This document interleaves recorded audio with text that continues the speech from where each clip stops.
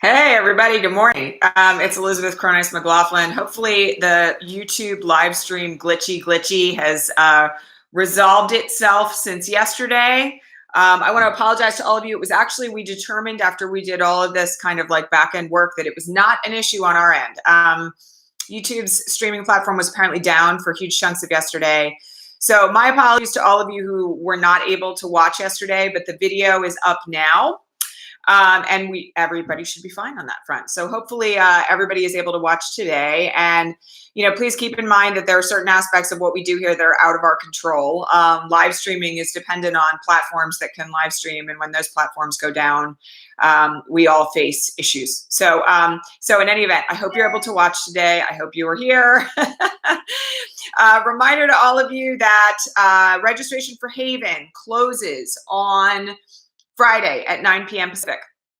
My hope is that if you care to join us, you will join us there. We are finalizing everything that we're going to do in that program right now for all of you, and it's going to be like really yummy and delicious and beautiful.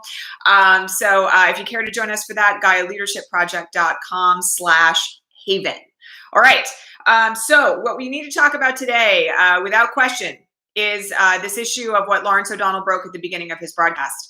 And I just want to say something to all of you who are like, where is Pelosi on this? I will remind you all that what Lawrence broke literally broke at 9 p.m. East Coast time last night.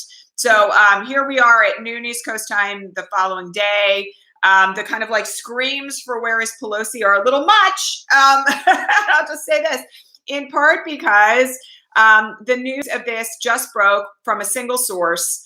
And Lawrence himself hasn't even seen the documentation of it. So we have to be a little mindful of the scope of what Lawrence described, because, and this is the reason why he himself was so careful about what he said yesterday. But all that said, let's just talk through what Lawrence allegedly has heard from one source close to Deutsche Bank, as he said it, as relates to yesterday's hearing. Okay, so first things first, there is, of course, this ongoing hearing about the subpoena to Deutsche Bank for Trump's tax returns and documents related to loans that he received. This is the reason why this whole thing is coming up right now, is because yesterday was the deadline for Deutsche Bank to confirm with the court, along with Capital One, who is subject to a similar subpoena, whether or not they were in possession of copies of Trump's tax returns. One of you asked, now they're going to have to fight this even still. Well, they were complying with the court order. So let me just make this all very clear to you. What the court ordered was that by 4 p.m. Eastern yesterday, Deutsche Bank and Capital One had to either confirm or actually they just had to confirm, period, whether or not they were in possession of Trump's tax returns. That in and of itself, the fact that they filed, Capital One says they don't have Trump's tax returns. Deutsche Bank says they do. The fact that they filed at 3:55 about that, which is no big surprise. You file on Pacer online. Sometimes you do it right up to the last minute. It is no surprise. And the fact that they're fighting it is no surprise, because the president, by the way, has insisted on all of this. We all know that he's been battling every single subpoena that gets anywhere near his tax returns. He is obviously a client of Deutsche Bank. Their attempt to fight the subpoena is not, there's nothing about this that is shocking, okay? Like, there's nothing about the subpoena battle over Trump's tax returns at this point that is unusual, because anybody who's watched this broadcast for a very long time knows that the capacity to quash subpoenas is something that happens routinely. There's nothing unusual about that, okay? So Deutsche Bank confirms they have Trump's tax returns. Lawrence is going to air with this, after Rachel's done reporting on it, and everybody else has been reporting on it since 4 p.m. East Coast time. He starts his broadcast by saying that he has spoken to a source close to Deutsche Bank who has told him that there is documentation in the loan applications and the loan documents for loans that were given to Donald Trump, that those loans were co-signed by Russian oligarchs. Now, I just want to say this because I had to go on Twitter and say this morning as well. It is stunning. It is stunning if it is in fact true, if those documents exist. And the reason why that's the case has to do not just with the fact that Trump is owned by the Russians. Okay, so I want to make this really clear because there are some commentators out there last night, this morning, who are saying, we already knew this. I don't understand why everybody thinks this is a very big deal. Well, legally, it's a very big deal. Because in order for Trump to be impeached successfully on this count, let's just ignore the other 4,000 counts that he could be impeached on for the moment, all right? In order for him to be impeached on a count related to him being compromised, fundamentally, engaged in treasonous activity, we have to be able to prove that he's compromised. And the way that you prove that is with evidence. And one of the forms of evidence that you would need to do that would be documents that show that he is financially compromised by the Russians. So from the standpoint of where this bit of breaking news falls on the scale of, shock, for anybody who's got an understanding of the way in which proceedings work in courts of law, or for that matter, on the floor of the Senate in an impeachment trial, this is an extremely big deal. It's like top of the scale of importance because it's proof. It's proof. You can't walk into a court of law and say, well, I know Trump's owned by the Russians because of the way he acted on the stage at the G7 or the G20. You can't do that. Like, that's not evidence that will convict him for purposes of impeachment or for purposes of any kind of criminal count either.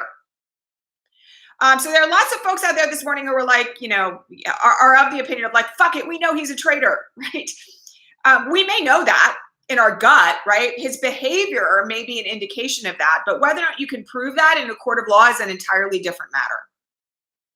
And so the fact that there may very well be documentary evidence that shows that the president is financially compromised by the Russian mob, by the oligarchs that are Putin's right-hand people, is massive, like earth-shakingly massive. And I'll just say this. If I was going to try a case against the president for something like, let's just say hypothetically, bribery, change the platform at the RNC in favor of Russia's position on Ukraine, and, here's a loan that's co-signed for X number of tens or hundreds of millions of dollars by the Russian oligarchs in exchange. Exhibit number one that I would want to bring to that trial would be a loan document that was co-signed by a Russian oligarch. So, the thing to remember here is that we all have to be mindful and, like leaving aside the documentary evidence, right? Leaving aside the legal things that you would need if you were walking into an impeachment trial or a criminal trial to prove the president is guilty of bribery, or for that matter, money laundering, because I just want to put into play that's there, or for that matter, election fraud. Here's a cosign on a loan document. Give us the voter data that we already know, by the way, that Manafort has provided to a Russian oligarch so that we can throw the election and install you. Leaving aside all that stuff, right? One of the things that I just want to remind you all of from the standpoint of where we sit is that, in my opinion, in the context of activism and organizing for 2020 and everything else, we should never be normalizing this. We should not be running around going like, we already knew this, it's not that big of a deal. To me, again, I find myself speechless at this stuff sometimes, right? The idea that a sitting US president might have Russian oligarchs co-signing loans to him through Deutsche Bank is shocking. Even in light of everything that we know, it is shocking, and it should be. The moment where we sit back and go, we already knew this, we shouldn't be paying attention to this, how is this breaking news, right? Is a moment where we are fundamentally de-incentivizing people to actually take action. Or for that matter, to organize, because like, why the fuck would you organize a protest, or why would you organize in favor of the 2020 election for your favorite candidate if it's all fucked anyway? Right? We have to be very careful about the way that we ourselves take our exhaustion and participate in normalizing criminal behavior. So let me just say a couple other things about this. I was asked, is it criminal to co-sign a loan? No, it's not criminal to co-sign a loan. The question here, there's two issues here. One relates to impeachable offenses, like treason, like giving comfort and aid to the enemy. The other relates to criminal conduct, right? Like if the loans were in furtherance of money laundering. We're going to co-sign your loan, and then in exchange, when you sell this piece of real estate, we get a chunk of that money back, and that money then looks like it's clean, right? Or we're going to invest money in your property in exchange for co-signing the loan, and you launder that and give it back to us as if it's clean. That it would be proof in a chain of evidence of that kind of criminal conduct, right? If it is strung together, like I said, with give us the voter data and we will throw the US election, there's all sorts of criminal conduct that could relate to that. So, it is these loan documents for purposes of crimes would be proof of those crimes if strung together with another bit of evidence, right? The question, however, of whether it's treason, right? Like, is the president acting in furtherance of a Russian agenda because he is bought and sold by the Russians? It's like Exhibit A for purposes of impeachment.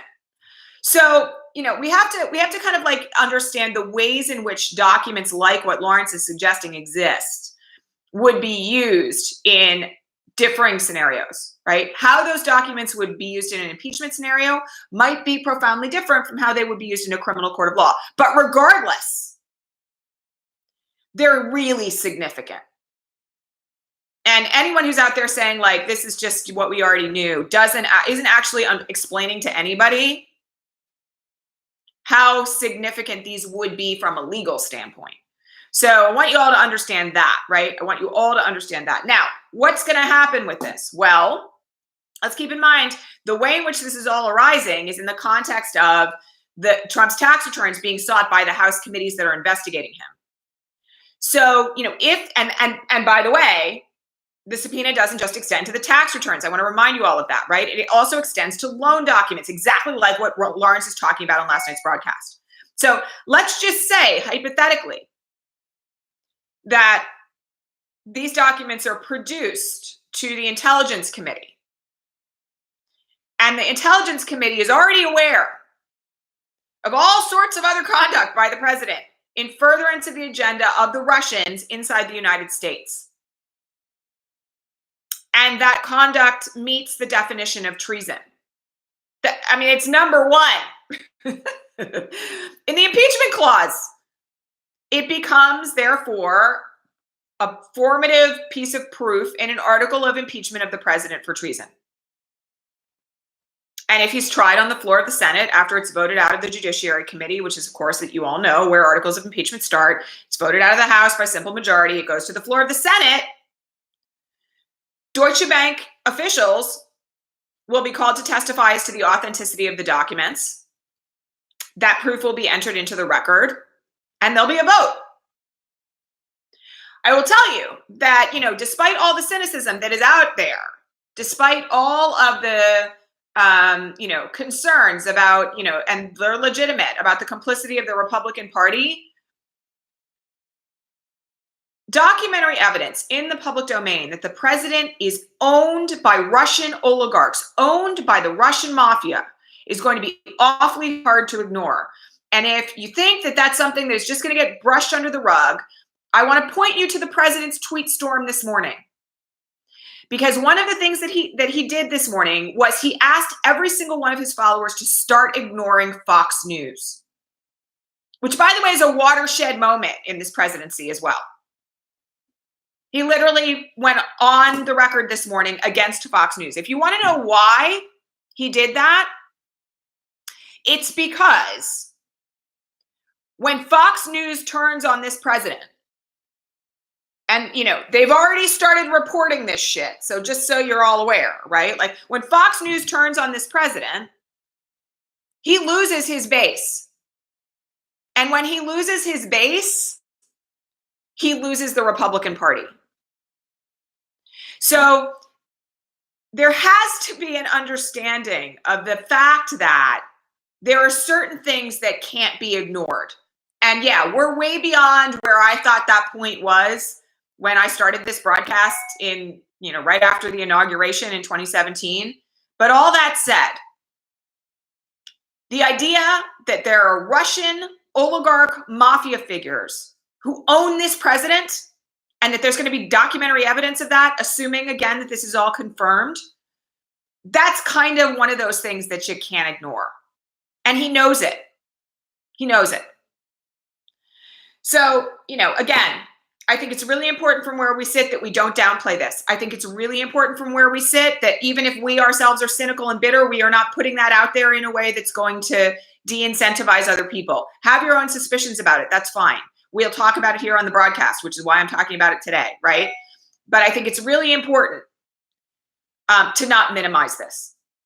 Because, by the way, it is the thing. It is like one of the things, like if you're racist and you don't care about brown people being incarcerated at the border or sick kids being sent home to Guatemala where they're going to die, you don't care about that because you're a white supremacist.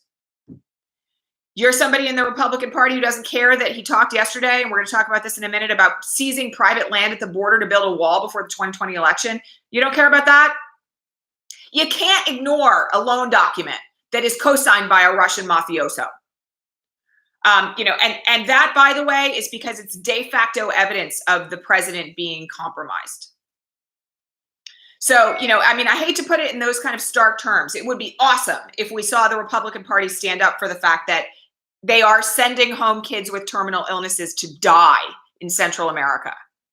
It would be great if we saw the GOP stand up against that. But fundamental evidence that the president is owned by the Russian mob is a tipping point. So, I just want to put it in the framework through which the GOP sees it. I'm not saying it is my tipping point. I want to make that really clear. Like, there's 1,000 impeachable offenses now that should be enough. But this kind of evidence, you can't ignore it from a legal standpoint. So, this is the other thing I just want to say about this. You all know I've been very disappointed in Pelosi. Okay, you all know that. I continue to be disappointed in her unwillingness to just step forward and drop the hammer. But the impeachment inquiry is ongoing. Like, I want to remind you all this. There were a bunch of questions this morning on the feed that were along the lines of, why isn't Pelosi pushing for impeachment? There is an impeachment inquiry ongoing. That's why they were in court yesterday. Okay, that's one of the reasons why they were in court yesterday. So the question now is, when they get those documents, they're going to, presumably what will happen is they will draft an article of impeachment with that evidence as a backup for it. And again, the length of that is going to be dependent on how slow they choose to move. Again, I'm not terribly hopeful about the speed of this. But again, a document that shows that the president is owned by the Russian oligarchs is not something that the Intelligence Committee nor the Judiciary Committee can ignore. So, we shall see what happens next on that front. But I just want you all to know that, we can't, I hear all of you who are like, nothing's going to happen, right? I just want you all to understand that, the lawyers who sit on the Judiciary Committee really care about stuff like this because they know how to try him for an article of impeachment. So we shall see. Okay. And one other thing that I just want to mention here. Somebody asked about what Tish James could do with this. Because, as you all know, Tish filed 2 separate lawsuits in the last 48 hours against the administration. Look, she's the Attorney General of New York State. If these documents implicate the president in a money laundering scheme or a bribery scheme or a wire fraud scheme, all entirely possible, she can prosecute him under New York state law for that. And by the way, if the Trump organization is on any of these documents, right, if they're a co-signer on these loans, the Trump organization could be prosecuted. So, again, there's a lot of ways in which this could all fall from a dominoes sort of standpoint. Okay. All right. Want to just mention very briefly, as I already have, that there was another bit of breaking news, which also in and of itself constitutes impeachable offenses yesterday, as follows. The president has done 2 things yesterday with regard to the border. The first is that he is diverting money, again, from FEMA to the border, like a lot of it, at exactly the moment where Puerto Rico is under a state of emergency for an approaching tropical storm again. Under his presumed capacity as the executive to do that. That in and of itself is not just profoundly dangerous, but fundamentally impeachable, right? We've had whole debates about whether or not this declaration of emergency, which happened all the way back in January and is still existing, is actually legal. So that's one thing. The second thing that he did yesterday was he ordered officials at the border to start seizing private land. Now, I want you all to understand something about the law of this. There are whole legal courses in law school that are dedicated to issues around this. Like property law, in part, talks about the fact that if the government is going to seize private land, they have to compensate you for that. And ordinarily, the way this works is like, let's say you're in a locality and your town decides they're going to build a new highway and the highway is going to go right through your property. There's a negotiation process by which the government negotiates to buy your land from you. If the federal government starts seizing land at the border and does it without meeting the legal requirements for how that has to be done, that is also, by the way, illegal. You know, like that makes sense. If they do it without, like outside the bounds of the law, it's illegal, right? But the president also did something else yesterday in relation to this, which was say to the officials who would do this, the federal officials who would do this, you seize that land and you get prosecuted, I'll just pardon you. Abuse of the pardon power is an impeachable offense. So the layers of this, like the layers and layers and layers and layers of what's happened in the last 24 hours of impeachable offenses is like, you know, as high as Trump Tower at this point. And again, I'm not convinced that, you know, any of this stuff threatened relation to the border wall. Like we're going to build a whole border fence before the 2020 election. That's not going to happen. They built 13 miles of fence in President Trump's current, you know, duration as the president. It's not going to happen, right? But all that said, the threat to seize private land outside the bounds of the law and then pardon people who are prosecuted for it is in and of itself an impeachable offense. So that happened yesterday. Also, the other bit of breaking news yesterday relates to the Attorney General. He is going to be hosting a holiday party at the Trump Hotel in Washington, D.C. to the tune of $30,000. Now, violation of the Emoluments Clause, all sorts of other reasons why it's wildly unethical. You know, the Attorney General claims that he, you know, tried to get 2 other hotels in Washington, D.C. to host his holiday party and they were already booked. All that said, also a reason to impeach the Attorney General, of which the list keeps growing and has been growing since, you know, he took office in the spring. There's nothing that can really be done about that, save impeaching him. Or, you know, arguably, if it's going directly into the president's pockets, it is an emoluments violation, which the president could then be impeached for. But it's yet another moment of just how corrupt this administration is, right? And honestly, I've been saying for a very long time, this Attorney General should be impeached. He should have been impeached from the first moment he walked out onto the stage and misled the American public about the contents of the Mueller report the day that it dropped in March. So that's that. All right. Last thing I do want to mention, there have been reports, and again, I alluded to this earlier in the broadcast. There have been reports in the last 24 hours of the administration sending home sick children with terminal illnesses who cross the border seeking medical care, that they have been sending them home to die. I will let you all know there have been multiple reports already this week of individuals who at immigration hearings seeking asylum in the United States have said, don't send me home. I will be murdered if I am sent there. And they were sent home anyway and then were indeed killed. There's a very well-known immigration lawyer who posted this about one of his clients just this week. So the fact that that is happening is yet another stage of horror. And I will let you all know, as we talked about yesterday, the new Flores regulations are fascism in action. Like, you know, they're seeking to end the current Flores settlement, no oversight, indefinite detention of families and children, no medical care, no flu shots, no vaccinations. You know, reminder, Anne Frank died of typhus. She wasn't gassed in concentration camp. She died of typhus, which spread inside deplorable conditions in a concentration camp.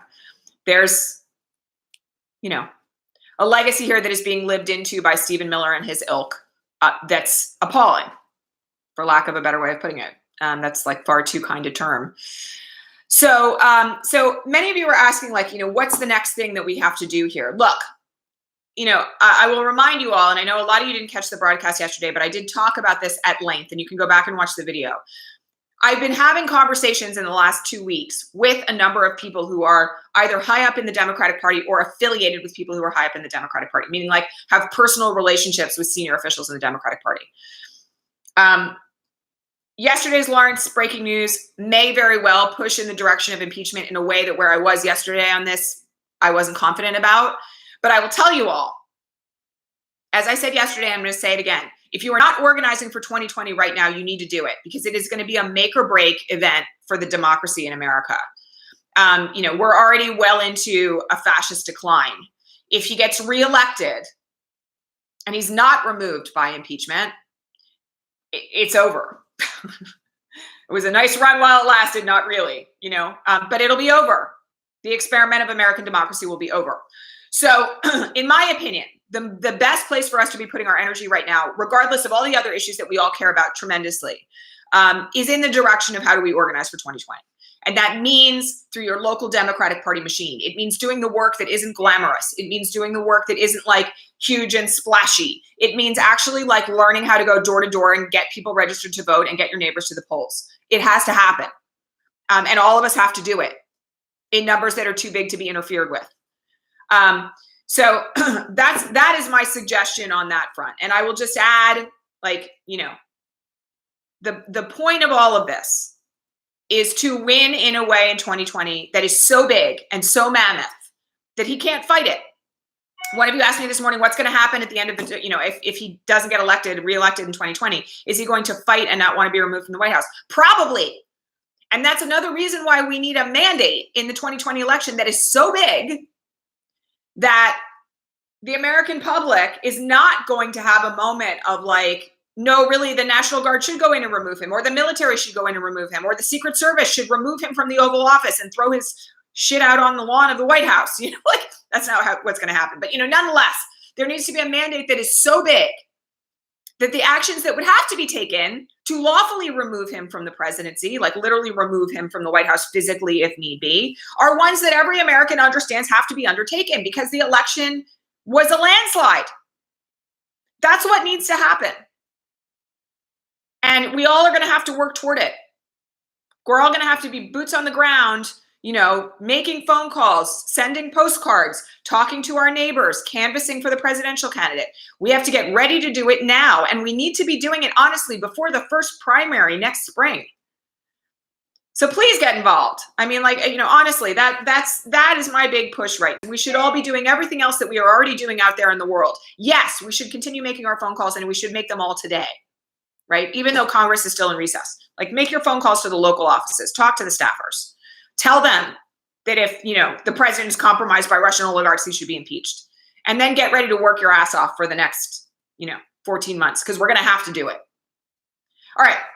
That's it for today. Much love to all of you. I will be here regular time. I'm glad to see this is all back up and working. Thank you, YouTube live streaming.